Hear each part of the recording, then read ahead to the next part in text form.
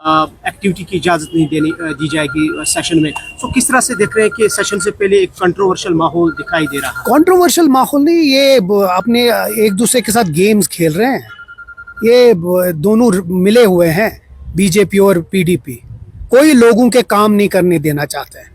जानबूझ के ये महबूबा जी यहाँ से चिल्ला रही है, इतने साल हुकूमत में थी, क्यों नहीं किया कोई ऐसी चीज़ें? यहाँ से बीजेपी वाले पिछले 10 साल से उनके हाथ में हुकूमत है, 5 साल से तो पूरा 6 साल से तो एलजी सरकार थी, यहाँ बीजेपी की सरकार थी।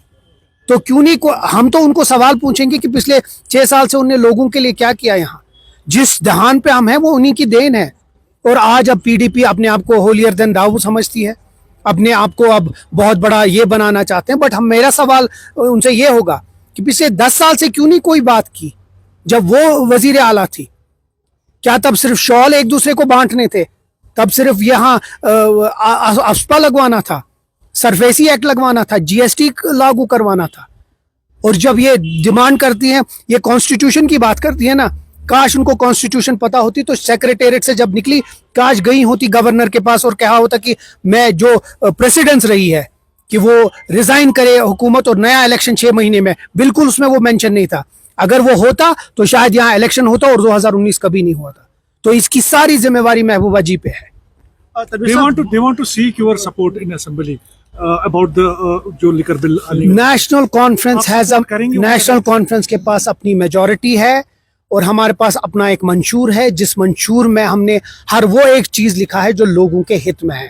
हम कोशिश करेंगे कि वो हर एक चीज, चाहे वो 12 गारंटीज हो या 26 वादे हो, वो पूरा करे। हमें किसी की सीख नहीं चाहिए। हम सिर्फ ये चाहते हैं कि जो भी हो तरीके से हो, वक्त पे हो और अच्छे से हो। तनवीर साहब, मोस्ट ऑफ द एनसी जो एमएलएज है वो कहते हैं कि हम मुसलमान हैं और हम एंटी अल्कोहल बिल के हिमायत में। लेकिन कल जो उमर साहब का स्टेटमेंट आया कि अगर अल्कोहल इनका इशू होता तो शायद हमारे असेंबली में बात आ जाने दीजिए, उसके बाद इसके बारे में बात होगी। कोई भी मुसलमान शराब को यहाँ चलने नहीं देगा, लेकिन असेंबली में बात आए उसके ऊपर बात करें। रानी साहब, ये बताइए कि अभी जिस तरह से खबरें आ रही है कि स्टेटहुड रेस्टोर ना होने की सूरत में नेशनल कॉन्फ्रेंस कहीं ना कहीं यहाँ पर दिल्ली में प्रोटेस्ट करने जा रही है, कहाँ तक? हम पहले ही क्यों ये दिमाग में लोगों के डाल रहे हैं कि स्टेटहुड नहीं आ रहा है?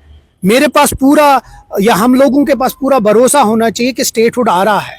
एक तो हमारे पास सुप्रीम कोर्ट का वर्डिक्ट है, प्राइम मिनिस्टर साहब की एश्योरेंस है, होम मिनिस्टर साहब की एश्योरेंस है, जम्मू कश्मीर की इलेक्टेड गवर्नमेंट का रेजोल्यूशन है। तो हम क्यों रुके? पहले हम कुछ टाइम रुकेंगे, उसके बाद जिस तरह उमर साहब ने कहा, प्लान बी प्लान सी, हर कोई चीज है। यानी कि प्लान बी में है ये। जब हम प्लान बी पे पहुंचे क्यों?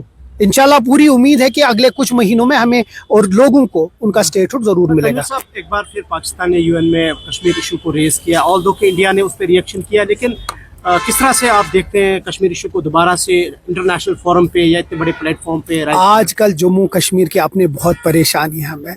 हम पहले अपने जम्मू कश्मीर के परेशानी खत्म करें, फिर मैं पाकिस्तान और हिंदुस्तान की बात करूँगा।